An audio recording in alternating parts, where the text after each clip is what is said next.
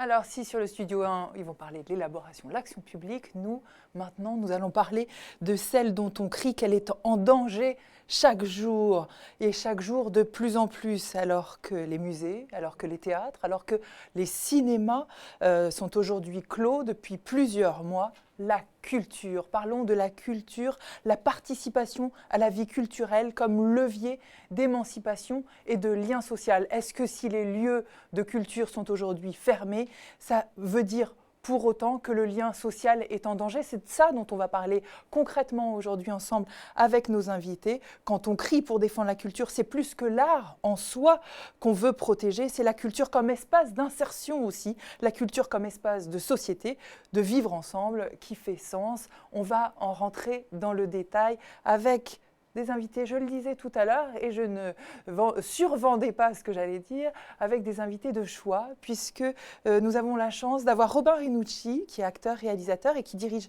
les Tréteaux de France depuis une dizaine d'années, qui est avec nous ce matin. Bonjour Daniel Robin Renucci.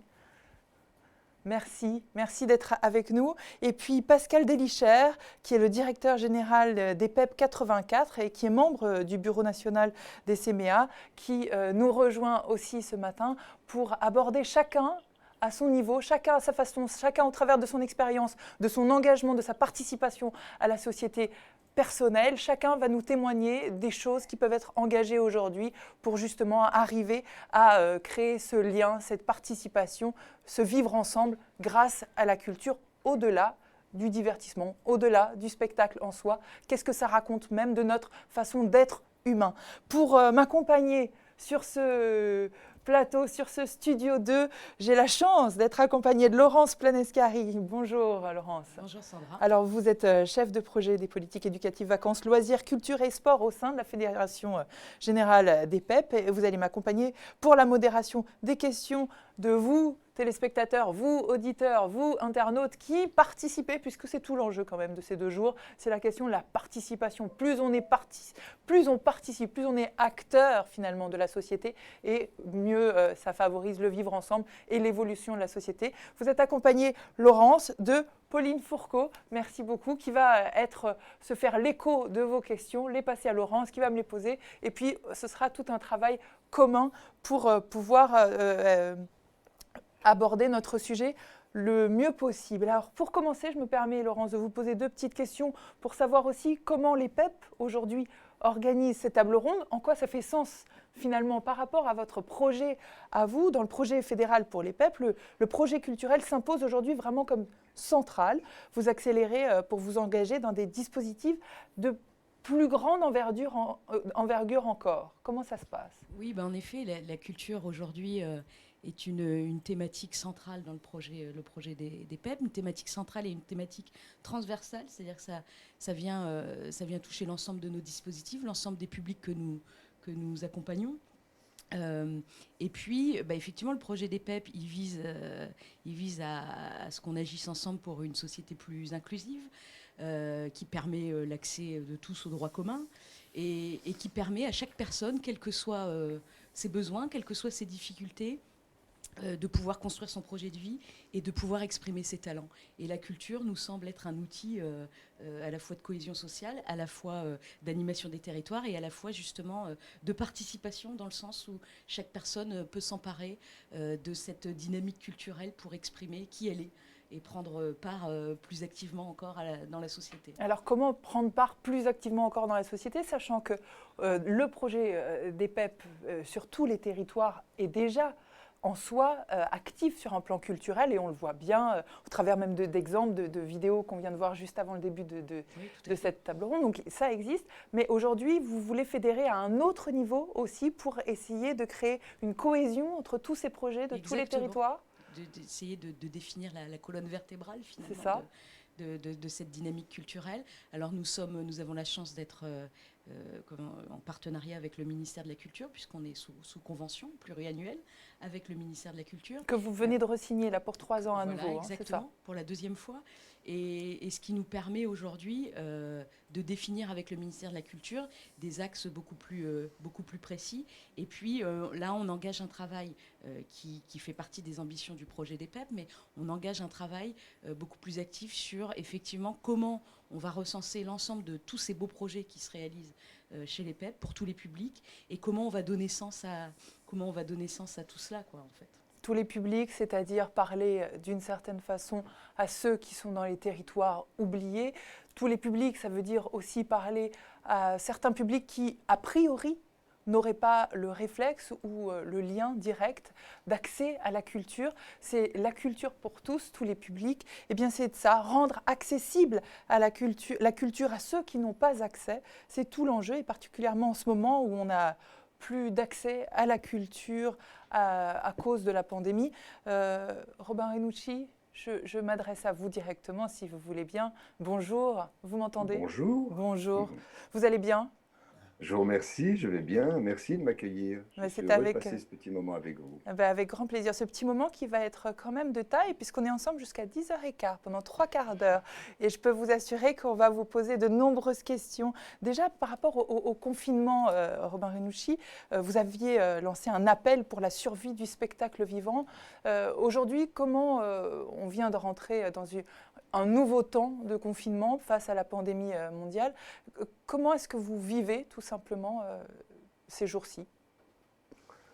Je le vis comme chaque citoyen, sans doute privé de moments de partage et de rencontres dans des lieux qui sont faits pour ça, hein, les théâtres et tous les lieux qui peuvent accueillir celles et ceux qui ont envie de se retrouver. Hein, parce que le lien est le résultat en fait de cet échange que nous avons les uns avec les autres. Si nous n'avons pas de lieu pour nous rencontrer, eh bien, nous ne pouvons pas non plus construire ce lien ensemble en effet, dans des espaces. Alors j'en suis privé comme tout le monde, mais cependant je dirige un centre dramatique national qui a une mission, qui est bien sûr d'accueillir les publics dans des lieux pour faire cette participation que j'évoque, qui est le théâtre, au fond, qui a besoin du public et des artistes. Et j'insiste sur la question du public. Hein, le théâtre, ce n'est pas le lieu où on se montre, c'est le lieu d'où l'on voit le monde. Donc la place du public est essentielle dans mon esprit. Si nous sommes privés de cet endroit, eh bien, il reste d'autres lieux dont nous sommes privés encore aujourd'hui, mais qui étaient jusqu'il y a quelques jours encore possibles. Le lieu de l'école, par exemple, où chacun peut pratiquer, rencontrer des artistes au sein d'une classe, dans un établissement scolaire. Eh bien, nous en sommes privés également, d'où mon souci hein, aujourd'hui envers la jeunesse, où je me dis qu'il y a une grande problématique, hein, qui pendant 2 années, des jeunes gens auront été privés de cette rencontre avec des artistes, avec de l'imaginaire, avec des récits, dans ces conditions du théâtre. Maintenant, il y a d'autres endroits, bien sûr, hein, le monde associatif qui peut continuer à exercer ses activités, mais je suis comme tout le monde, pour répondre à votre question, privé de ces endroits essentiels qui sont une nourriture. Nous ne sommes pas que des êtres physiologiques, nous avons besoin de récits, d'imaginaire et surtout d'être ensemble. Donc j'ai un peu mal, hein, j'ai mal à mon cœur, j'ai mal à mon cerveau de ne pas pouvoir vivre ces moments, mais je les prépare. Je prépare ceux qui sont à venir. Par exemple, dans le cadre de ce Centre dramatique national, les Tréteaux de France, nous jouerons 120 représentations et nous aurons 120 ateliers de partage avec les publics divers dès le mois de juillet prochain. Donc nous préparons tout l'été dans les îles de loisirs, qui sont des lieux d'éducation populaire, de Draveil, de Cergy-Pontoise, de Saint-Quentin en Yvelines, pour ne parler que de la région parisienne et de sa banlieue essentiellement, puisque ma mission est d'aller à la rencontre des publics, là où ils sont, et surtout les publics qui ne sont pas appelés régulièrement à fréquenter les lieux de théâtre que j'évoquais, ces lieux clos, parfois intimidants, où l'on peut penser, pour diverses raisons dont nous pouvons parler, que ça n'est pas pour elle, pour lui, qui croit en effet qu'elle ne le pratique pas pour des raisons d'assignation géographique, identitaire, culturelle, religieuse, parfois, où l'on dit « c'est pas pour moi ». Ce travail, c'est de l'offrir à tous, par tous les moyens, et notamment d'aller à la rencontre des publics là où ils sont.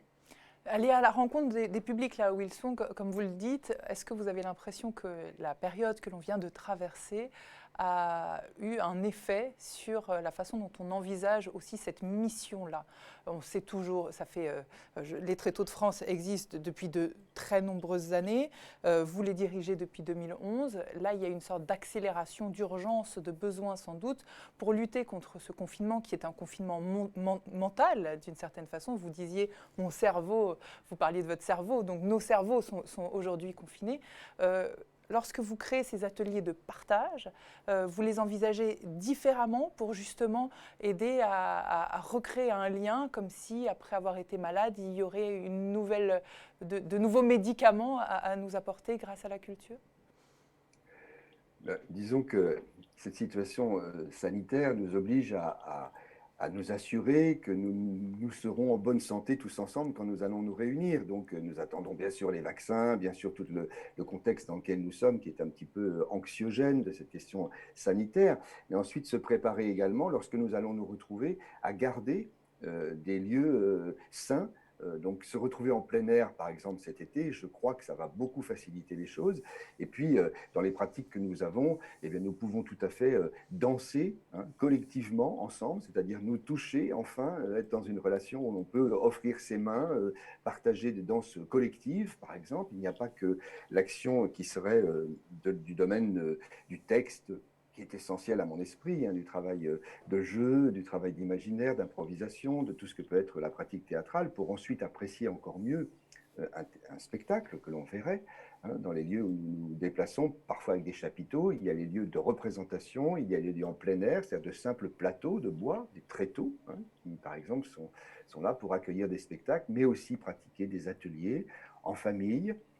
Donc c'est tout ce partage qui doit en effet tenir compte des fondamentaux du théâtre, c'est-à-dire beaucoup de travail parfois corporel, vocal, respiratoire, d'imagination, mais aussi dans des conditions sanitaires. C'est-à-dire qu'il faudra, ce sera nouveau, peut-être continuer à mettre du gel sur ses mains une fois qu'on a dansé tous ensemble, à être attentif à, dans certaines circonstances, à porter un masque sanitaire. Et puis voilà, se dire que nous allons entrer dans une nouvelle époque, mais qui n'empêchera pas le lien. Comme je le disais tout à l'heure, c'est parce que nous sommes ensemble dans un lien de partage corporel, gestuel. Je parlais de la danse, qui est un moment très, très joyeux, et la danse populaire a créé à chaque fois de vrais mouvements de lien entre les gens. Dans les villages, les gens dansaient ensemble parce qu'ils étaient souvent désunis, et une fois qu'on avait dansé tous ensemble, les conflits s'amenuisaient. Et cela provoque le désir de partage avec l'autre, encore une fois, et surtout de la différence de l'autre. On aime quelqu'un de différent parce qu'il met en valeur nos propres différences. En fait, cela donne de la capacité d'agir. Je crois que c'est ça la question de l'éducation populaire. Et ce qui nous préoccupe ce matin, c'est construire de la capacité d'agir, aiguiser cette capacité d'agir chez celle-ci, chez celui-ci, et aussi, surtout, inclure chacun, et surtout celui qui pense que ça n'est pas pour lui, pour elle. Ça, Robin Renucci, cette pensée-là, elle s'est construite durant des années. Est-ce que c'était votre engagement premier par rapport à la culture? C'était le sens que ça portait aussi du vivre ensemble, de se rapprocher de l'autre, de l'étranger. Est-ce que ça faisait sens dès le départ pour vous? Ou c'est au fur et à mesure de votre expression artistique, de vos rencontres, de vos rôles au cinéma, au théâtre, de votre cheminement, de votre carrière, vous vous êtes rendu compte finalement de l'utilité d'aller vers aussi ceux qui, a priori, n'avaient pas de lien avec la culture? Alors je crois que c'est parti pour moi depuis l'école. J'ai eu beaucoup de chance. J'ai eu beaucoup de chance parce qu'à la maternelle, j'ai connu une directrice de l'école maternelle dont je comprends maintenant qu'elle avait un projet d'établissement, qu'elle était férue d'art africain. Et elle organisait tous les matins pour les petits bambins que nous étions, très bavards sans doute, déjà à 3 ou 4 ans et très agités, des petits villages africains qui étaient posés sur un meuble un petit peu haut. Et il fallait se hausser sur la pointe des pieds et organiser des petites cases africaines selon les époques, les saisons de l'année, etc. Et elle avait déjà un projet d'éducation artistique avec ses enfants. Et à chaque fois, cela m'a donné une forme de petite lumière dans mon parcours scolaire où j'ai reconnu les enseignants qui étaient passionnés. Et je me suis toujours rapproché en fait du corps enseignant. Plus tard, à l'école primaire, j'ai appris à dire des textes, des poèmes en alexandrin. Puis ensuite, je me suis inscrit au groupe théâtre quand j'étais collégien ou lycéen.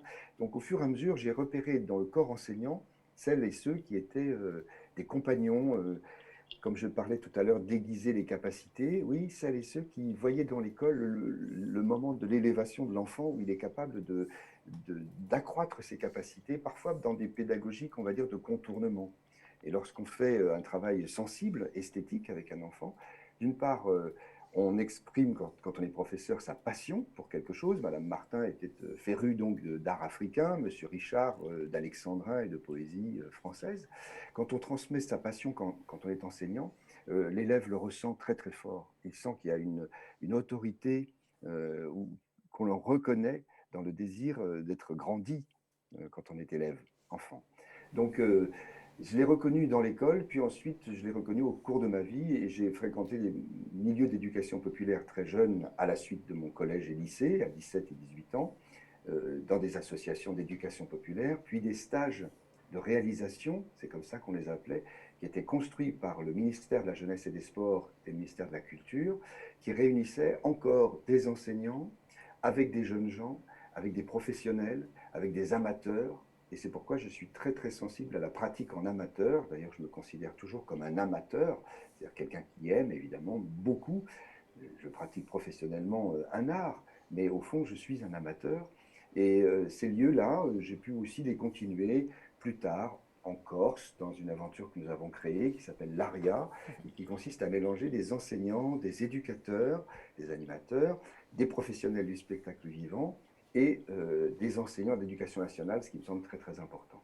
Donc je dois beaucoup à l'éducation nationale et je continue à repérer dans mes travaux professionnels ce partenariat, cette union entre les amateurs, les professionnels, les éducateurs et les enseignants d'éducation nationale. Je n'ai fait en fait depuis que je suis tout petit que le même chemin de cette rencontre. J'ai été sauvé, on va dire, je viens d'un milieu très populaire, sans parler trop de ma vie, j'ai vécu dans une gendarmerie étant enfant et j'habitais au-dessus de la salle de dégrisement. C'était le lieu où les clochards hurlaient. J'avais ma chambre au-dessus. Et l'école était pour moi un lieu d'apaisement. Je sentais les angoisses de la gendarmerie et je quittais cet endroit un petit peu austère pour aller à l'école. Et c'est comme ça, comme je vous le dis, cette rencontre avec Madame Martin, puis plus tard les unes et les autres dans le corps enseignant qui m'ont amené à devenir un acteur et puis ensuite un directeur et surtout un promoteur de l'éducation populaire, ce à quoi je travaille tous les jours. Quand je vous entends, merci d'ailleurs pour ce témoignage très beau hein, et la générosité qui est la vôtre dans la façon de le raconter. Ce qu'on entend aussi, c'est que donc la démarche n'est pas ni élitiste évidemment, ni intellectuelle, ni une posture politique, mais vraiment, vous parlez de cœur dans tout ça, des rencontres de gens engagés, de gens qui participent sur le long terme, de gens qui sont, quand vous employez le terme d'amateurs, de gens qui aiment.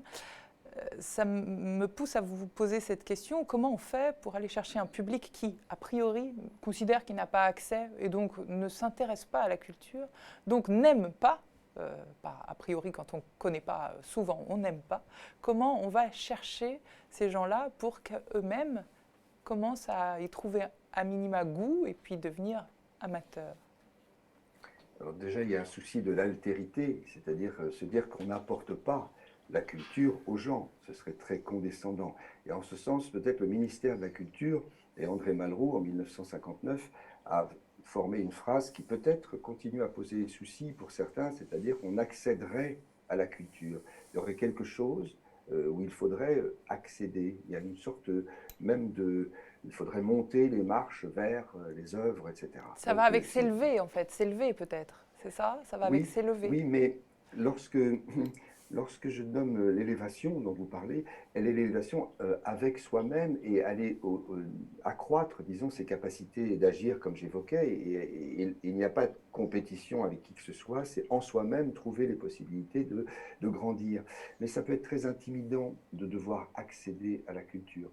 Donc, si vous voulez, pour ceux qui nous écoutent, les termes sont importants. La culture, il me semble, dans ce qui nous concerne là, c'est la relation aux arts. Hein. C'est-à-dire que c'est une relation. On regarde des gens danser, on regarde des gens jouer, on écoute un disque, on regarde la télévision. Il y a des programmes à la fois terriblement aliénants et puis d'autres qui peuvent être émancipateurs. Donc la relation à la chose, c'est culturel. Mais la chose, c'est l'art, ce sont les arts. Et la pratique, c'est différent. Donc pratiquer de la musique, pratiquer la lecture à voix haute, la littérature parce qu'on la lit, c'est une pratique qui ne se suffit pas seulement d'être en relation, qui demande un engagement où l'on est soi-même en train de faire une expérience qui est une expérience, oui, esthétique, de sensibilité. Donc, provoquer cela, eh bien, c'est déjà aller à la rencontre des gens parce qu'on en est curieux et on considère qu'on ne leur apporte pas la culture, mais qu'eux-mêmes sont dans une connaissance, un savoir, qui parfois est un savoir ne pas connaître, mais c'est un savoir. Savoir ne pas lire, par exemple, savoir ne pas savoir, eh bien, c'est quelque chose que l'on porte en soi, et cette rencontre que l'on fait avec cet autre-là est très enrichissante pour soi-même. Et on peut par là même faire des ateliers d'écriture, passer par le récit, sans que l'autre sache écrire. Je vais au bout, évidemment, là je parle de l'illettrisme, ou je parle de l'analphabétisme, qui est un cas extrêmement difficile et rare, mais qui existe bien sûr. Et quand bien même, cet autre-là est extrêmement intéressant de par sa différence et sa capacité de dire, de nommer, d'avoir des récits. Et tous ces récits sont nettement plus riches, sensibles, émouvants, dans cette égalité de sensibilité que nous avons les uns avec les autres, et dans cette différence, bien sûr, et qui crée une inégalité de cette capacité de l'exprimer, cette différence. Et notre travail, c'est de permettre à chacun de pouvoir exprimer ce qui est parfois une fragilité, une souffrance, vécue comme quelque chose de, de fermé pour celui qui le vit, et c'est d'ouvrir ces fenêtres, qui sont parfois les fenêtres des mots. Lorsqu'on ouvre les mots, eh bien, ce sont des horizons, ce sont des pensées qui naissent, et on peut par là même faire ce travail que l'on peut nommer d'émancipation, c'est-à-dire de capacité à chacun d'avoir les outils de son expression. Donc il faut aller à la rencontre de cela. Donc mon travail, c'est au quotidien d'aller dans des lieux où justement il n'y a pas de théâtre, il n'y a pas d'activité de cet ordre, et rencontrer les gens, les désirer, désirer leurs différences. Le poète Saint-Exupéry dit une chose très belle: frère, loin de me léser, ta différence m'enrichit. Si nous nous soucions de fréquenter des gens différents de nous, eh bien c'est une grande altérité, c'est-à-dire on est nourri soi-même, si vous voulez, de cette différence, et on n'est pas dans la situation d'apporter la culture à l'autre. Pour ceux qui nous écoutent et qui sont du métier, je dirais, eh bien, il ne s'agit pas en effet de faire pour les autres, mais bien de faire avec les autres. Cette notion, Laurence, je me tourne vers vous, cette notion de faire avec les autres pour permettre cette émancipation, c'est quelque chose évidemment qui résonne énormément avec votre projet d'EPEP. Peut-être une réaction d'abord à tout ce qu'on vient d'entendre de si beau et de si généreux de Robin Renucci. Et puis après, je sais que vous avez des questions qui arrivent, donc vous en poserez une, mais peut-être déjà une première réaction. Oui, merci beaucoup, Monsieur Renucci, pour ce beau témoignage. C'est vrai que ça fait écho par rapport à ce que vous disiez de votre enfance, et notamment de ce qu'a pu apporter cette enseignante qui vous a donné l'illumination, en tout cas une vocation, qui a ouvert une porte. Et nous, effectivement, à travers le métier que nous faisons, quel que soit le public, finalement, ce qu'on cherche, c'est peut-être pas à créer de la vocation chez tout le monde, mais en tout cas à créer de la sensibilité. Et c'est ça qui est extrêmement intéressant. Et on se rend bien compte la place très importante qu'ont les adultes. Les adultes face effectivement à des jeunes, à des enfants sur cette ouverture culturelle. Effectivement, une question.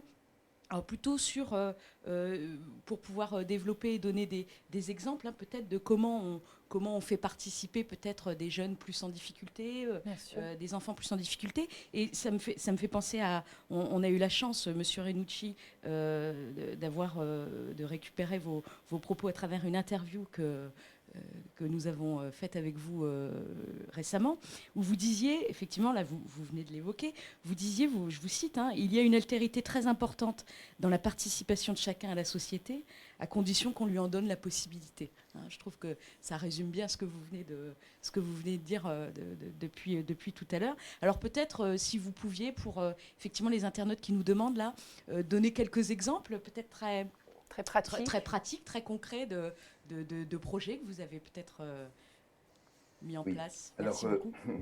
À la fois, pour être très pratique, il faut redonner un tout petit peu le cadre. C'est qu'une société, ça ne se décrète pas, ça se construit, ça s'invente, ça s'élabore dans la dispute, c'est une affaire de sens et ça exige des institutions, des espaces communs, des politiques publiques. Donc c'est un cadre qu'il faut quand même avoir en tête, c'est-à-dire que les institutions, c'est en premier lieu l'école, et ce lieu de l'école, c'est un lieu qu'il faut parfaire. C'est-à-dire qu'aujourd'hui, la formation des enseignants est très minime en ce qui concerne, disons, l'apprendre à apprendre. Il y a des savoirs qui sont parfois descendants, on sait des choses et on les transmet. Donc j'essaie de transformer cette vision qui serait de celui qui sait, le sachant, vers celui qui ne sait pas, mais au contraire, penser que celui qui ne sait pas est une source formidable de partage. Donc chaque place pour l'enfant, qui n'est pas dans un milieu de compétition à l'école, mais qui au contraire, dans un échange collectif, fait qu'on est meilleur parce que l'on est avec d'autres différents de soi et qu'on a la reconnaissance de notre propre différence. Ça me semble déjà le point de départ, c'est l'école, et faire en sorte qu'on rencontre des Madame Martin ou des Monsieur Richard, que j'évoquais sans doute tout à l'heure. Donc la formation des enseignants me semble essentielle. En matière de sensibilité, comme vous le disiez, de partage esthétique et de capacité de transmettre les fondamentaux de l'école, qui sont généralement lire, écrire, compter et respecter autrui. Dans mon esprit, il y a lire, mais il y a dire également. Lire, dire, c'est-à-dire l'expression de chaque enfant dans sa capacité de nommer les choses, écrire, compter et respecter autrui. Quand vous dites dire, pardon, quand vous dites dire, Robert Ranucci, je vous interromps juste une seconde pour bien comprendre, ça rebondit aussi avec votre point premier que vous avez évoqué tout à l'heure, c'est la question des imaginaires, c'est-à-dire pousser les enfants à dire, c'est les aider à raconter des histoires et donc à créer des idées, à développer leurs imaginaires, c'est de ça aussi dont il est question. C'est cela, par tous les moyens, permettre l'expression de l'enfant, et c'est déjà la capacité citoyenne qui est là. Un enfant qui se tairait en classe. Mais encore une fois, dire ne veut pas dire bavarder. Hein. L'école, on y passe de la gesticulation au geste, on passe du bavardage à la parole, on passe de l'excitation à la concentration. Et c'est ce cheminement de l'école qui canalise à la fois des pulsions, des énergies très fortes de l'enfant qui peuvent amener l'enfant à exprimer mieux ce qu'il est, ce qu'il ressent, ce qu'il pense, aiguiser son esprit critique, son discernement. Nous voyons bien que la société que nous devons construire est très souvent perturbée par un monde où l'on bavarde, où l'on gesticule, où l'on s'excite, hein, dans des médias, dans une relation au monde qui est culturelle, encore une fois, mais qui peut ne pas être émancipatrice, mais même très aliénante. Donc permettre à l'enfant cette concentration, cette parole capable d'être nommée comme étant la sienne, véritablement, et cette concentration, en effet, à pouvoir accéder à ses capacités, ben, ça se travaille essentiellement à l'école. Si ça n'est pas fait à l'école, il y a des lieux comme le corps associatif, qui est très important, où l'on peut retrouver dans l'éducation populaire ces outils. Ces outils, ce sont ceux de la pratique et de la langue en premier lieu, je crois, parce que lorsque l'on peut lire, dire, on concentre son imaginaire et on construit des images, comme vous le disiez, c'est-à-dire que c'est une question d'imagination. Voilà.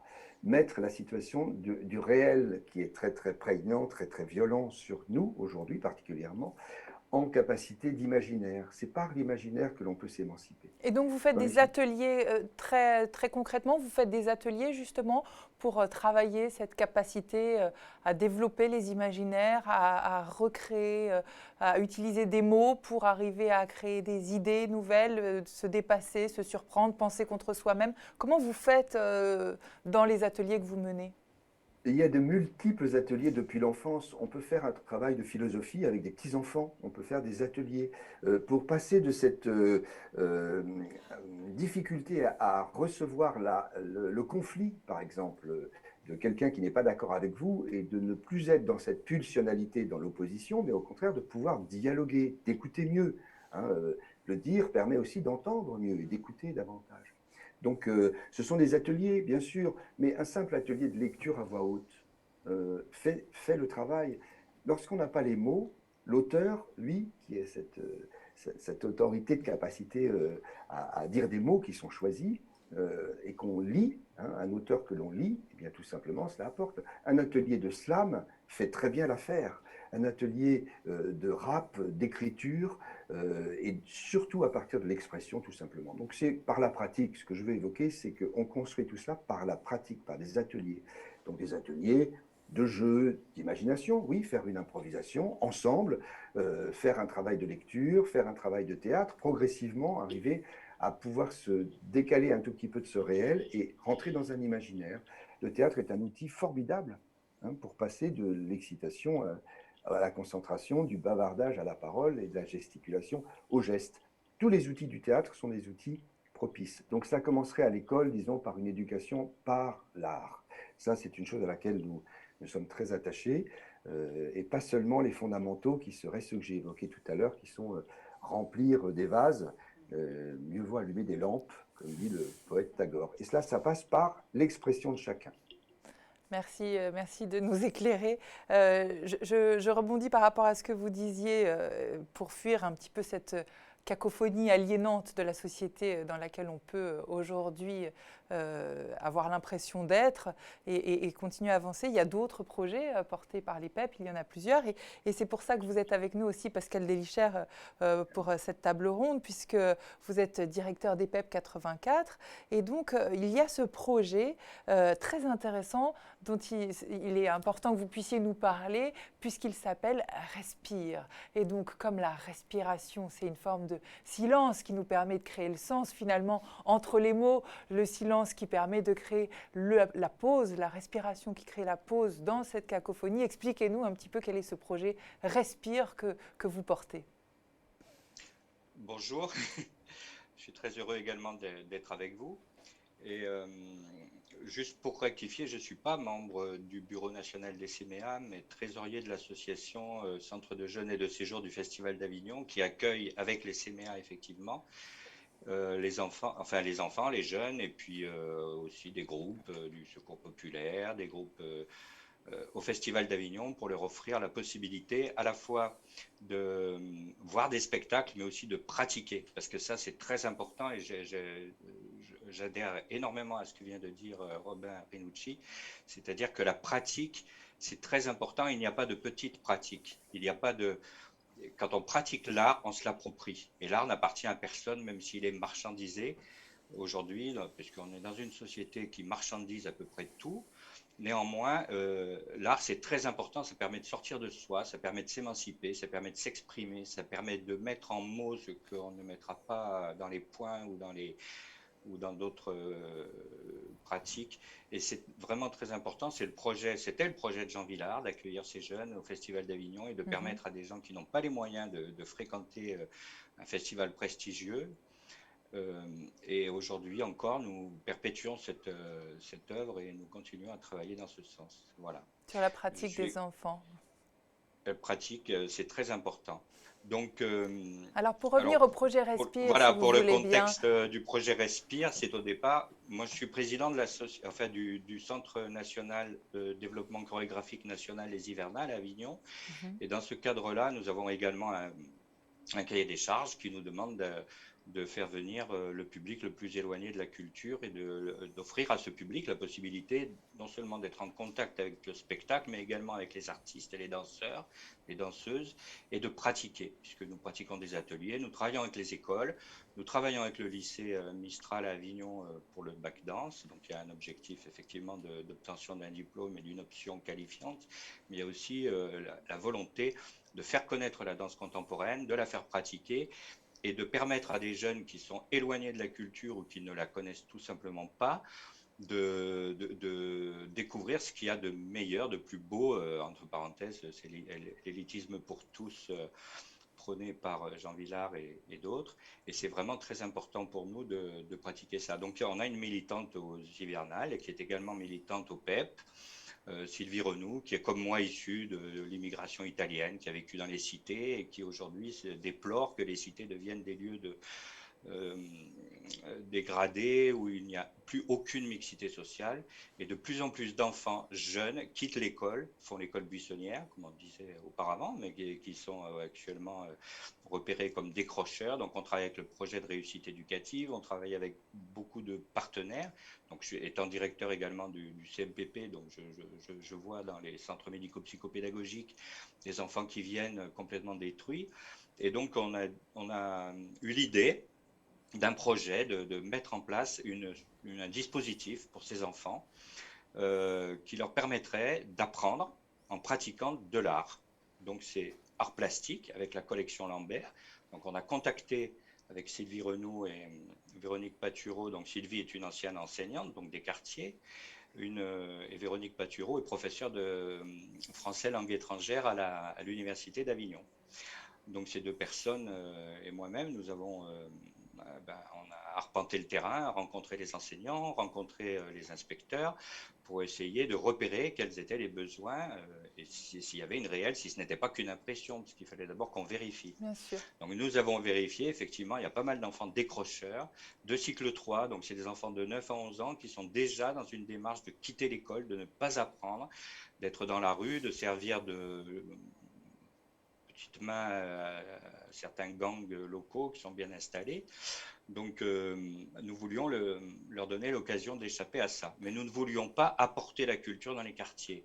Nous voulons que les personnes qui vivent dans les quartiers se sentent citoyens, c'est-à-dire acteurs de la cité. C'est la cité des papes.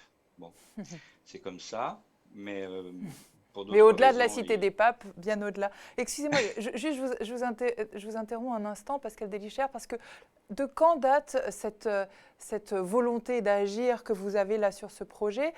Comme on peut le dire ces derniers temps, le temps ayant accéléré, la situation en 2019, la situation en 2020, la situation en 2021 est très différente. La société évolue très, très vite. Des enfants, il y en a de plus en plus de décrocheurs là depuis quelques mois par rapport à la crise sanitaire et tout ce que ça implique sur cette perte de lien avec l'école qui a été mise en retrait, puis la fragilité du lien social qui s'est instaurée. Est-ce que ce constat dont vous parlez là, cette volonté d'agir sur ce projet dont on parle Respire, c'est intervenu avant ou alors vous sentez une accélération du besoin, une quantité d'enfants beaucoup plus nombreux qui ont besoin d'adhérer à votre projet? Dites-nous un petit peu votre photographie finalement de cette société dans la cité des papes, on va dire. de ce constat-là, on l'a fait en 2017. Parce que à l'époque, de toute façon, c'est pas d'aujourd'hui que les cités sont ségrégées, enfin, deviennent des lieux de communautarisme. Le repère, c'est la mosquée. Je veux dire, il n'y a plus aucun lien dans certaines cités avec la cité ordinaire. Puis en plus, Avignon, c'est 11 000 habitants intramuros et 80 000 extramuros. Donc je veux dire, il y a des murs. Les murs des papes existent encore. Donc ça, c'est ancien. Et ce que je voulais dire, c'est que donc le projet, il a été présenté donc aux inspecteurs, à tout le monde. Il a fallu convaincre parce qu'on passait quand même un peu pour des rigolos. On n'était pas très. Il a fallu convaincre. Et ce qui a été déterminant, c'est qu'on a réalisé un projet complet avec les trois structures, donc la collection Lambert, le théâtre de la danse Golovine, le théâtre des Halles à Avignon. On a construit un projet, on l'a construit techniquement, on l'a construit pédagogiquement. On a défini le profil de poste de l'enseignant qui devrait intervenir et on l'a financé. Donc ça, c'était très important. Comme ça, on a pu présenter à monsieur le Dazen, le directeur académique, un projet tout ficelé et il a été enthousiaste. Il nous a reçus avec enthousiasme. Il a nommé un enseignant. Nous étions vraiment déterminés à ce que cet enseignant soit axé sur les pédagogies des méthodes d'éducation active telles qu'elles sont défendues notamment par les CMA, mais aussi par la pédagogie du projet, la pédagogie nouvelle, et surtout un enseignant qui soit investi, qui ait des convictions, parce que c'est quand même un projet très politique. Même si les personnes auxquelles on s'adresse sont des personnes qui n'ont pas de voix, ne sont pas inscrites dans des partis, dans des syndicats, ne sont pas défendues par des grandes associations, comme on connaît maintenant, des grandes associations qui font du lobby auprès des ministères. C'est des gens qui n'ont pas de voix, qui ne sont pas connus. Donc nous avons voulu leur donner cette chance.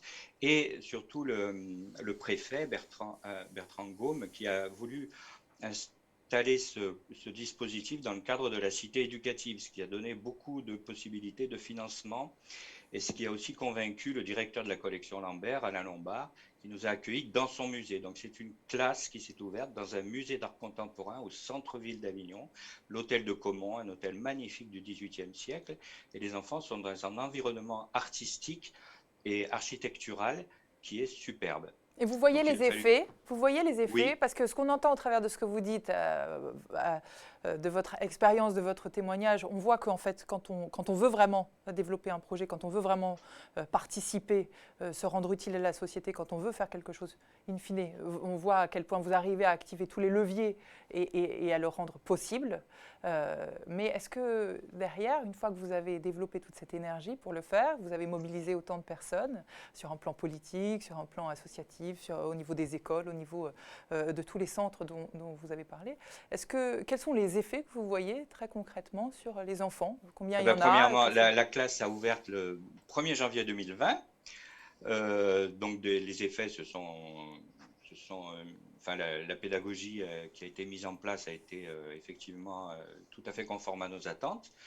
Nous avons participé à la mise en place de ce projet. Nous avons également euh, monté un comité de pilotage, enfin tout ce qui va bien pour qu'on puisse mener à bien ce projet. Et les enfants sont venus et ils sont restés. C'est-à-dire que même pendant le premier confinement où ils étaient chez eux, l'enseignante est restée en contact avec eux. Nous avions, grâce à la cité éducative, obtenu du matériel informatique. Donc, ils ont eu des tablettes, ils les ont pas cassés, ils les ont pas volés, ils les ont pas vendus. Ils s'en sont servis pour rester en contact avec leur enseignante, puisqu'ils avaient déjà presque 3 mois de pratique. Ensuite, pendant le deuxième confinement, eh bien, le musée, bien que fermé aux visiteurs, est resté ouvert pour la classe. Donc, les enfants sont retournés au sein du musée, ils ont eu le musée pour eux tout seuls. Ils ont participé à un projet de vitrine qui est visible depuis la rue Violette à Avignon et où le musée présente des œuvres à l'extérieur, dans une vitrine à l'extérieur. C'est une loggia qui offre au regard des passants des œuvres contemporaines, et ce sont les enfants qui ont participé à la mise en place. Ils ont fait un projet également avec l'Université d'Avignon, puisque sur les araignées, ils ont fait un jardin à l'intérieur du musée. Ils ont pratiqué donc la danse, le théâtre et le et les arts plastiques. Et ils sont surtout, j'ai vu l'enseignante encore la semaine dernière, ils sont assidus, ils viennent. Il y en a même qui, alors qu'il n'y avait plus de bus, sont venus à pied. Ils Vous sont avez venus frapper l'impression à de la les porte. avoir d'une certaine façon, le terme est fort évidemment, hein, mais un petit peu sauvés de cette période que l'on vient de traverser, qu'on traverse encore? Alors nous les sauver, c'est pas trop Dans votre dans notre vocabulaire à vous, hein, c'est philosophie, plus c'est le pas dans mien. mon, ouais, on D'accord, a un j'avoue. vocabulaire traitement laïque. Et donc, nous ne sauvons personne, nous accompagnons, nous espérons rester que ça va. Parce que d'abord, les enfants, quand ils dansent, quand ils pratiquent le théâtre, quand ils pratiquent les arts, on voit qu'ils ont une créativité. Il existe des talents dans les cités. Bon, moi, je suis issu de l'immigration italienne. On a vécu, nous aussi, cette ségrégation dans le passé, où on ne nous donnait pas la chance. Et c'est vrai que les publics qui remplit de moins en moins son rôle parce qu'elle en a de moins en moins les moyens, et puis parce qu'elle est aussi, elle peut pas les élèves, elle doit accepter tout le monde, et effectivement, il y a des élèves qui sont perturbateurs, il y a des difficultés très importantes qui entrent dans l'école, et puis au-delà de la formation des enseignants qui effectivement ne sont pas suffisamment formés à l'écoute, euh, mais ils sont aussi issus de classes sociales qui sont différentes, très éloignées de celles des élèves dont ils ont la charge, donc ils ne comprennent pas, je pense. Il y a beaucoup d'incompréhension, et il y a également des salaires qui sont tellement peu attractifs que de toute Bien façon, sûr. on n'arrive pas à recruter. Donc ça, c'est un problème politique, vraiment politique. Alors effectivement, les familles moyennes, les personnes qui ont les moyens, ben, ils vont dans l'autre école, celle qui existe encore et qui recrute les élèves les plus aisés et les plus sages. Donc l'école publique a de grosses, grosses difficultés, et ça, c'était vraiment un problème systémique, c'est un problème social, et c'est un problème politique qui va pas toujours. Nous, ce qu'on essaie de faire très, très modestement, c'est une démonstration, c'est-à-dire montrer ces élèves ont des talents. On n'a pas fait une classe d'élite. Il y a des classes d'éducation musicale, des classes voilà, qui recrutent des enfants qui sont, entre guillemets, doués. Nos élèves à nous, ce ne sont pas des élèves qui sont en priorité doués, mais c'est des élèves qui, s'ils ne fréquentent pas l'école, ça veut dire qu'ils ont d'autres désirs, qu'ils ont d'autres envies, et qu'ils ont une énergie qui n'est pas con- con- qu'on ne peut pas contenir dans un cadre scolaire traditionnel. Donc là, cette énergie, il la développe à travers l'art, à travers la culture, à travers l'activité physique, puisque la mairie d'Avignon Donc, avec son maire, Cécile L, a mis à place un Alors, du service des sports. Ils font du sport aussi. je me permets Vraiment juste, Pascal penser Délichère, l'éducation dans sa globalité. je me permets de vous interrompre un tout petit peu parce qu'en réalité, ce n'est pas vraiment moi qui vous interromps, c'est surtout la liaison numérique qui n'est pas excellente là, comme on vous perd un petit peu. Donc peut-être le temps que vous puissiez vous déconnecter, vous reconnecter pour avoir un meilleur débit, peut-être, la magie de la reconnexion. En attendant, juste, j'appelle Robin Renucci pour rebondir sur ce qui vient d'être dit, sur ce travail justement avec, c'est un peu ce que vous évoquiez aussi, mais différemment sur la culture dans certains quartiers. Ça me fait penser à une phrase qui a été dite il n'y a pas très longtemps par Akhenaton, qui est d'ailleurs dans un de ses titres, je crois bien, où il dit « Une société qui s'effondre commence toujours par voir sa culture s'effondrer ». Cette culture-là, qu'est-ce que ça vous évoque ? Ben, je suis tout à fait évidemment d'accord avec ce poète. La difficulté, c'est que nous avons engendré un système d'intimidation vis-à-vis de ce mot, que nous essayons justement de combattre cette intimidation pour dire que la culture, c'est chacun qui l'a fait et qu'il y a quelque chose de neuf et de révolutionnaire dans chaque enfant. Et que chacun, chacune, parce que se mêlent évidemment des questions, comme j'évoquais tout à l'heure, d'assignation. Parfois, ce sont des assignations identitaires ou genrées. Hein. Un garçon ne fait pas cela. Un garçon, ça ne fait pas de la danse, évidemment. Une fille, elle ne danse pas non plus comme ça. Ou, on parle beaucoup des quartiers de zones urbaines, mais dans la ruralité, il y a une grande différence également qui s'installe et un manque d'équité et justement de manque de reconnaissance de la dignité et de la capacité de jeunes ruraux qui sont éloignés. Et là, c'est souvent une assignation, disons, géographique. Hein, parce qu'on ne va pas au théâtre quand on est à la campagne. Voilà, le théâtre, c'est pas. Alors qu'on oublie que nos grands-parents, les mêmes grands-parents de ces enfants, dansaient, chantaient, jouaient du théâtre, racontaient. Et la place du récit et de l'imaginaire, comme je l'évoquais tout à l'heure, est absolument essentielle.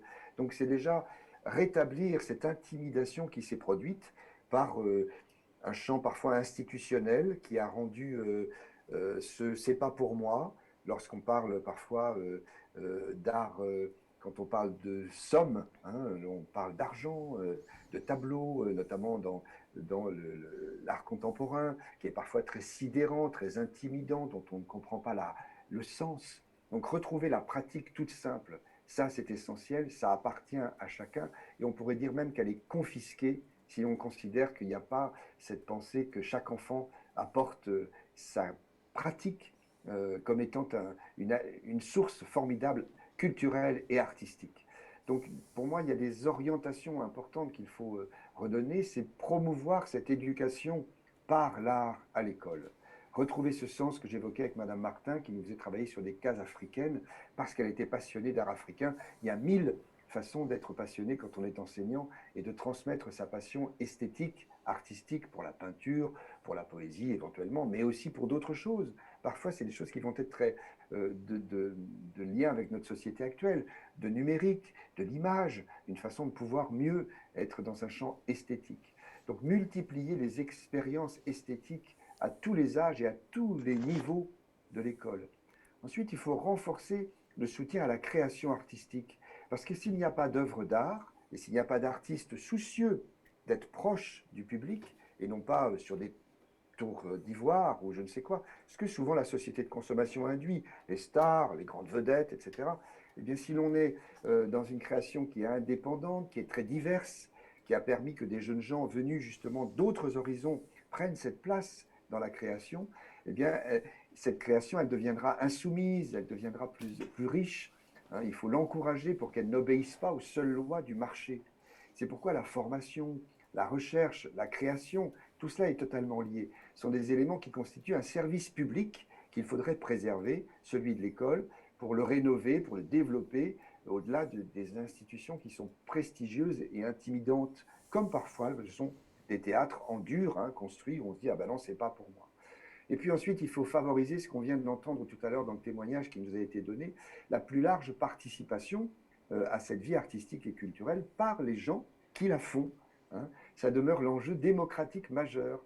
la culture, ce n'est pas une matière consommable à laquelle il suffirait d'avoir accès, comme je le disais. Ce n'est pas non plus seulement un secteur économique qui se contenterait de vendre des biens, des disques, des objets. Elle est une relation au monde qui vise à produire des valeurs, des idées, des langages différents. Encore faut-il la vivre pleinement et de manière intime, partagée, donc avec des actions qui sont très immédiates.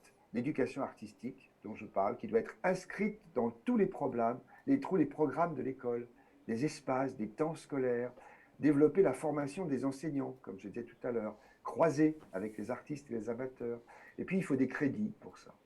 Il faut soutenir la création artistique. Il faut qu'il y ait des artistes, s'ils sont en relation avec le public surtout, et pas dans leur égoïsme. Et encourager tous ces outils de création pour que chacune en bénéficie avec des pratiques en amateur, avec la collaboration de professionnels et de grande qualité artistique pour aiguiser, comme je le disais, la capacité d'agir de chacun. Et celle ou celui qui nous écoute, qui nous trouve beaux parleurs, au fond, parce que nous parlons, il faut nommer, eh bien c'est leur dire que c'est dans leur cerveau, en ce moment, que se trouve la pépite qui va transformer le monde, là où ils sont, et surtout quand ils pensent, ça n'est pas pour moi. Cette notion de pouvoir transformer le monde avec toutes nos petites pépites réunies en réseau. Peut-être une dernière question, puisqu'on arrive bientôt à la fin de notre échange si riche. Une dernière petite question, peut-être, Laurence, Oui, de nos internautes. Que je vais essayer de synthétiser, puisqu'effectivement, il y a beaucoup de questions. Alors, désolée de ne pas pouvoir toutes les prendre en compte, donc j'essaie de résumer. La pépite, effectivement, ça parle bien au projet PEP. En effet, c'est extrêmement ça intéressant. résonne en tous les cas. Sans jouer sur les mots, ça passe. Tout à fait. PEP et pépite. Alors, il y a peut-être une question finalement pour clôturer sur la question de l'éducation populaire. Effectivement, on parle de l'art, de la pratique qui peut au premier abord sembler être une pratique individuelle finalement, du rapport à soi, hein, du regard qu'on peut porter sur l'art, sur soi, sur sa pratique personnelle.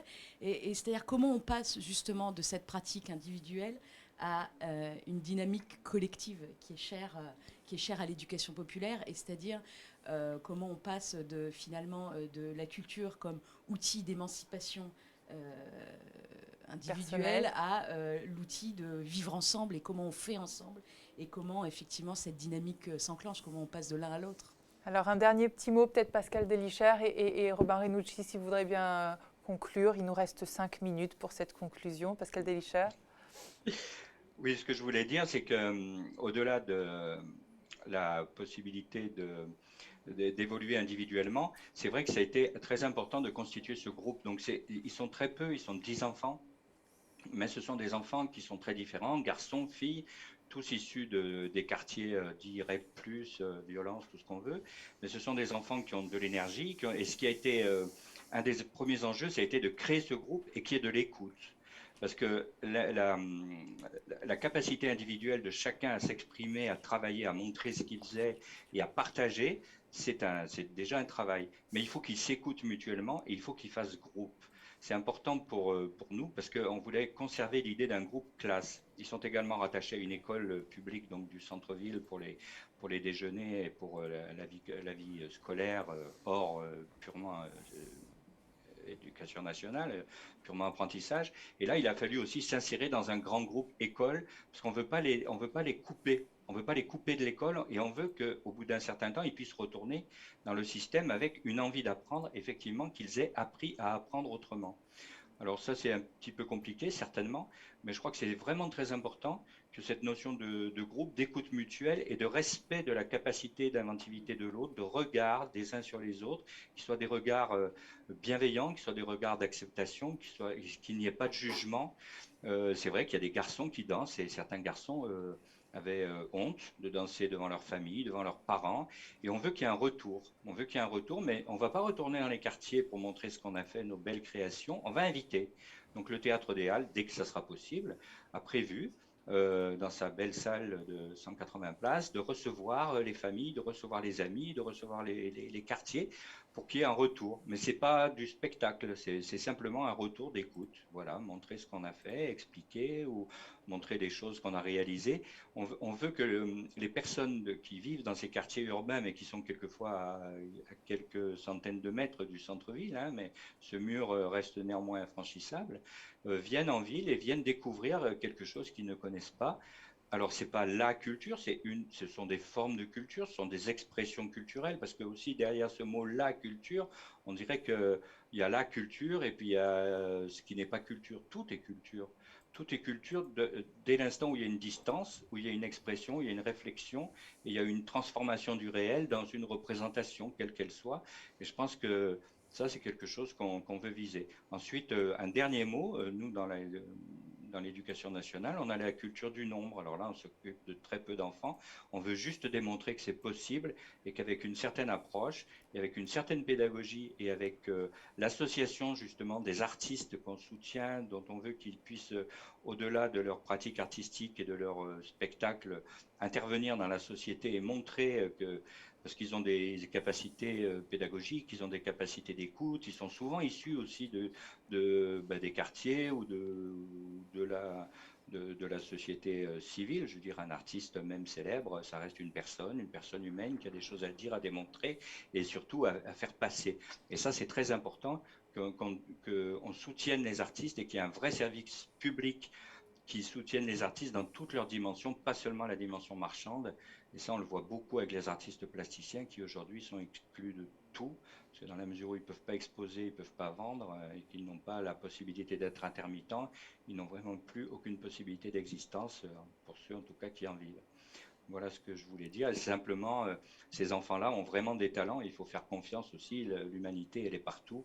Et dans ces cités, même recluses, il y a des talents, il y a des gens qui ont des choses à dire. Et dans ce À qu'ils ont à exprimer. dire, lorsque vous parlez justement il n'y a pas une seule culture, et vous faites bien de le rappeler ici, il y a des cultures. Comment est-ce que vous en appelez à chacun exprimer aussi sa forme de culture, venir avec son bagage, le partager, échanger, nourrir l'autre? Tout à fait, mais le problème actuellement, c'est que souvent ils sont acculturés, ils n'ont même pas la culture, parce qu'on parle souvent comme on voit des personnes qui sont issues de l'immigration, on s'imagine qu'ils ont une culture d'origine, mais quelquefois ils n'en ont pas du tout. Ils sont exclus à tous les niveaux, y compris dans leur pays d'origine, parce que s'ils ont fui ce pays, c'est soit qu'ils ne sont pas d'accord avec ce qui s'y passe, soit qu'ils ne peuvent pas y vivre sur le plan économique, ils ne sont pas intégrés non plus. Donc effectivement, quand je dis il y a des cultures, mais il y a des cultures qui se parlent. C'est-à-dire que toutes les cultures sont basées sur les mêmes besoins, sur les mêmes désirs, sur les mêmes. Il y a la culture, tout le monde mange, tout le monde a envie de danser, tout le monde a envie de se montrer, tout le monde a envie de dire ce qu'il a à dire. Il y a des points communs entre les différentes cultures. Il faut que les cultures se parlent pour éviter justement le communautarisme et pour développer une forme de vivre ensemble où chacun effectivement est en possession de sa propre culture, de son propre patrimoine familial et culturel, et y compris religieux d'ailleurs, dans la mesure où il respecte les autres religions et aussi les non-croyants. Ce sont des cultures qui doivent se parler, qui doivent s'écouter, se regarder avec bienveillance. Et c'est ce qu'on essaye de faire à notre tout petit niveau et qu'on aimerait bien développer. Merveilleux. Laurence, je disais tout à l'heure qu'il nous restait 5 minutes, mais je m'étais trompée, il restait 20 minutes. Donc en fait, pour tous ceux qui ont envoyé des questions, eh bien, ils peuvent être rassurés. On va pouvoir s'en faire écho tout de suite. Une Ouais. question supplémentaire. Alors, avant la question, je tenais à faire état de beaucoup de témoignages là, d'éducateurs, d'animateurs qui vraiment vous remercient de ces actions et de ce que vous êtes en train de nous présenter, qui les encouragent beaucoup. Donc je tenais à vous le dire. En tout cas, on a pas mal de témoignages qui vont dans ce sens. Donc merci à vous. Je me fais écho des internautes. De ce merci global de la toile. Voilà, exactement. Alors une question justement par rapport à ce que vient de dire Pascal. Il disait qu'effectivement les jeunes étaient acculturés, ou en tout cas, et donc on a une question justement sur quelles sont les principales difficultés peut-être que vous rencontrez dans le démarrage de vos actions avec des jeunes qui n'ont pas l'habitude justement, ou qui ne connaissent pas. Est-ce qu'il y a des réticences? Est-ce qu'il y a ou est-ce que finalement c'est assez simple? Enfin, est-ce que vous pouvez nous parler de cela? Eh bien, c'est à la fois compliqué dans un cadre politique est au fond très simple lorsqu'on est dans la relation humaine des uns avec les autres, dans un présent et dans un espace physique. Donc compliqué pour tas de raisons, parce qu'on est passé de ce qu'évoquait Pascal tout à l'heure, le élitaire pour tous, si vous voulez, cette notion de dire que chacun avait droit évidemment au meilleur, mais ça reste des mots. Hein. Et puis ensuite, M. Sarkozy est allé à culture pour chacun. Et nous sommes arrivés à avoir nos petits écrans, nos lucarnes, qui ne sont pas que magiques, qui viennent parfois polluer nos esprits, et nous avons une culture très individualiste. Donc l'avenir sera sans doute à la culture et l'art, surtout, comme je l'évoquais, comme Pascal Guichard disait tout à l'heure, ensemble, c'est-à-dire l'art et la culture ensemble, avec les autres. Donc par la vraie relation. Et la culture, ça ne sert pas à briller, à se distinguer, mais à être curieux, hein, être curieux de l'autre. Quand un monde ne vous rend pas curieux, et un monde vous ferme les esprits, on sait que beaucoup de jeunes gens aujourd'hui se tournent vers le Front National, moi je continue à l'appeler comme cela, hein, avec son histoire, et que beaucoup de gens risquent de voter pour Marine Le Pen, eh bien ça nous pose souci parce qu'au fond c'est un signe de fermeture et de manque de curiosité de l'autre. Alors je mets volontairement les pieds dans le plat parce que je pense que notre action, elle n'est pas politicienne, jamais, mais elle est politique. Le souci d'apprécier la différence de l'autre et de la curiosité que nous devons en avoir me semble essentiel. Donc il faut nommer les choses comme elles sont. Donc dire à chacune et à chacun que la curiosité et le désir de différence des singularités de l'autre, c'est une source pour ses propres différences à soi-même, et ce n'est pas le concours, disons, de brillance qu'on peut avoir en disant je vais avoir, comme les footballeurs, accès à je ne sais quelle notoriété ou quelle façon de me distinguer davantage. Et l'art et la culture dont nous parlons, c'est la relation, et cela génère du lien social, et c'est aussi, comme je le disais, le résultat de ce lien social. Donc la première des choses, c'est d'être ensemble et en relation, et de s'apprécier dans la différence que nous avons. Et puis, je dirais qu'il y a une vacuité aussi qu'induit l'individualisme, et la philosophe Hannah Arendt disait que c'est dans le vide de la pensée que s'inscrit le mal, dans cette vacuité. Et il y a des prédateurs de cette vacuité également, des gens qui jouissent évidemment de cette dislocation de notre société, de cet état de pouvoir être ensemble, au profit de cet individualisme qui est tout à fait travaillé politiquement.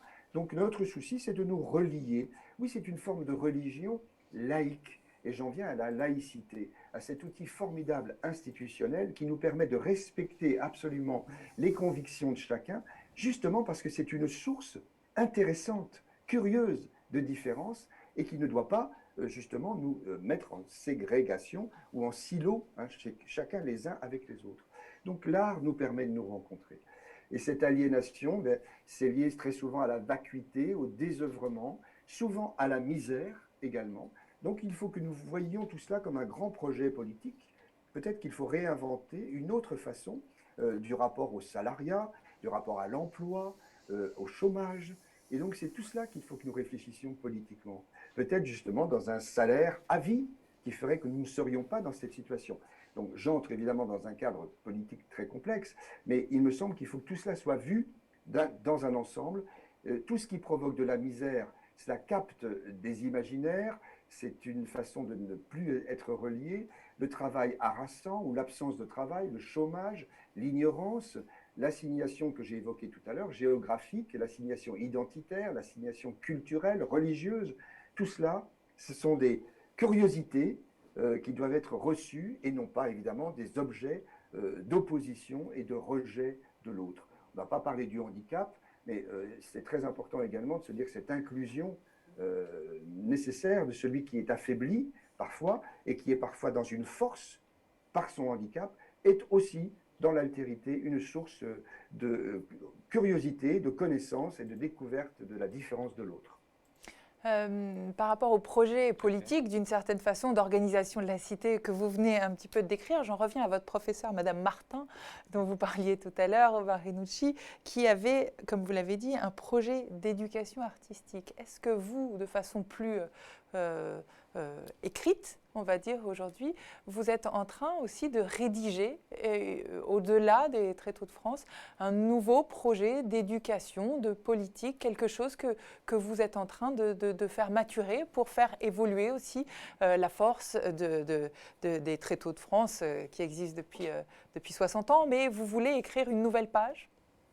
Mais oui, mais tous les jours, si vous voulez, ce que nous sommes en train de faire ensemble, eh ben, c'est tout à fait ce dont il est question. C'est-à-dire que ça va me donner, d'avoir écouté tout à l'heure notre interlocuteur, d'être en échange avec vous-même, ça me donne tout à fait, oui, le désir de continuer à chercher avec vous, hein, ensemble, tout ce que nous sommes en train de faire, qui me semble très important.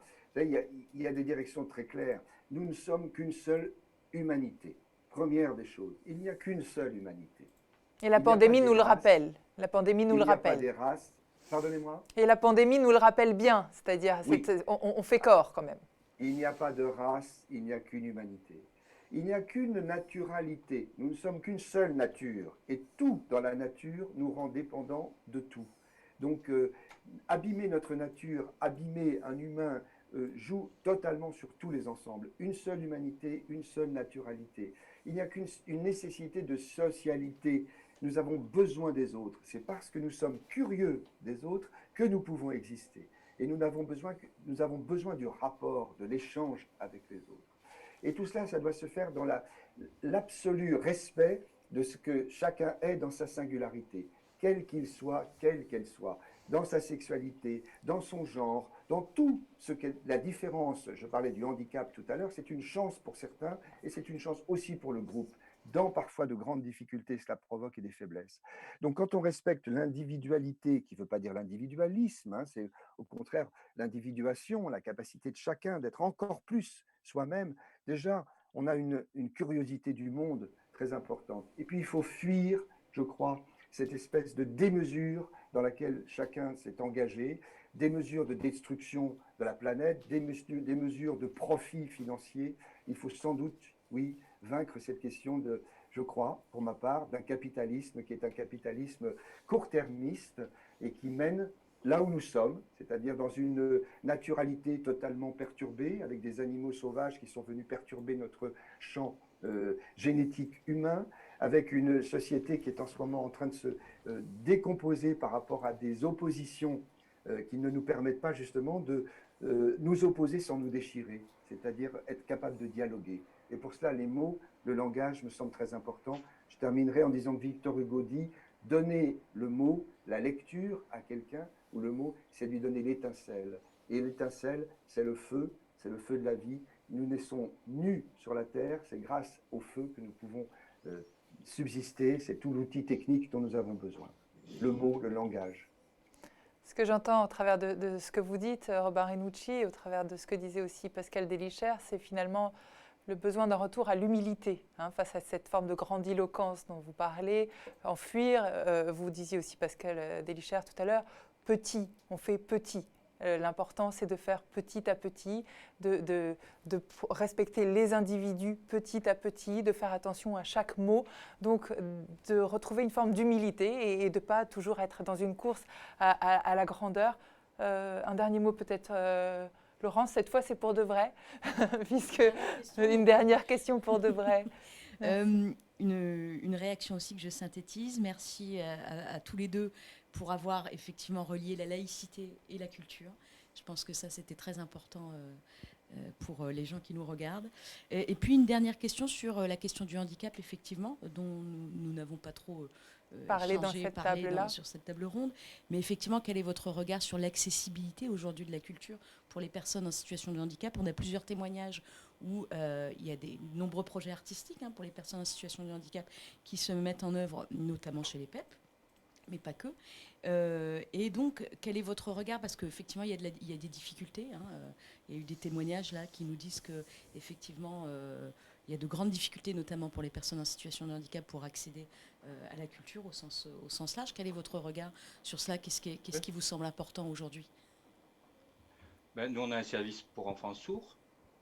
Donc, on a pratiqué depuis le départ dans notre projet. Donc ça fait 20 ans là, que je suis directeur de ce service, un service pour enfants sourds et dysphasiques.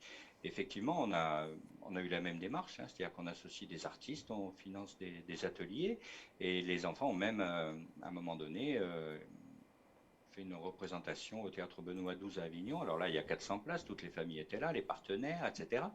Et ça a permis aussi à ces enfants de mieux comprendre ce que ça pouvait être qu'un projet artistique, parce que ce qu'on ignore très souvent, c'est que quand on veut montrer quelque chose, il y a effectivement l'expression, il y a effectivement la recherche, mais il y a aussi énormément de travail. C'est un travail très difficile que réalisent les artistes, et c'est un travail qui se fait dans un rapport direct avec le public qui est présent. C'est-à-dire que c'est pas du cinéma, c'est pas enregistré, c'est pas quelque chose qu'on peut remodeler, qu'on peut modifier, c'est pas du Photoshop. Il faut vraiment être là et travailler, travailler, travailler, être prêt le jour J. Et ça, ils l'ont vécu. Et ça a été une expérience extrêmement intéressante au-delà du handicap, puisque le handicap n'apparaissait pas forcément au moment où il s'exprimait, puisque nous, on a des enfants qui sont sourds, effectivement, mais pour lesquels on a une éducation appropriée. Ils parlent, ils ont quelquefois de très belles voix, ils ont quelquefois des capacités vocales et des capacités même de chant, de musique, enfin tout ce qu'on veut. C'est pareil, je veux dire, la question du handicap ne doit pas être une question euh, liée à un handicap, mais au développement d'une personne qui subit, qui vit avec un handicap. J'ai travaillé très longtemps avec des enfants qui étaient porteurs de trisomie 21 ou de troubles du comportement, ou qui avaient ce qu'on appelait à l'époque des psychoses. Enfin bon, maintenant, il faut voir quelle est cette personne, qu'est-ce qu'elle a à dire, et elle fait partie également de l'humanité. Elle porte son handicap comme on en porte tous définitivement. En fin de compte, on est tous malades, on va tous mourir, on va tous vieillir, on a tous des difficultés. Il y a des tas de choses qu'on aimerait faire, qu'on ne peut pas faire. La question du handicap, c'est une question qui est, à la limite, qui ne devrait même pas être traitée en tant que telle. C'est la question du développement de la personne, du respect de chacun tel qu'il est, tel qu'il est né avec ses capacités. Et nous, ce qu'on essaye de faire, c'est développer les capacités, non pas les capacités qui restent, comme on le dit souvent, mais les capacités qui existent et il n'y a aucune raison que ces capacités ne soient pas aussi développées et aussi fortes que celles des personnes dites valides, qui de toute manière ont certainement chacune leur invalidité. Ah, merci infiniment pour ce mot de la fin, Pascal Délichère. En effet, on a tous une partie d'invalidité et petit à petit, par notre pratique, on peut faire ensemble de très grandes choses grâce à la culture partagée. Merci à chacun. Merci Pascal Délichère, merci infiniment Robin Renucci pour cette générosité, cette hauteur de vue, cette expérience du quotidien que vous avez partagée avec nous.